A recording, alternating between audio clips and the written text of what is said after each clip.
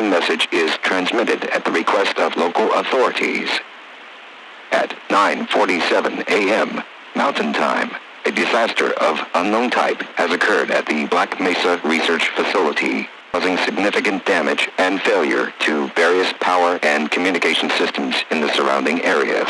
An immediate evacuation order has been issued for all residents within a 75-mile radius of the facility, and on-site military has been dispatched to provide assistance.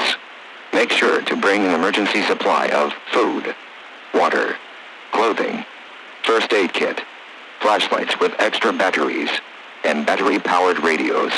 Follow local evacuation routes, which have been marked by local authorities, and only use one vehicle. Do not return to the warning area until the all clear has been given.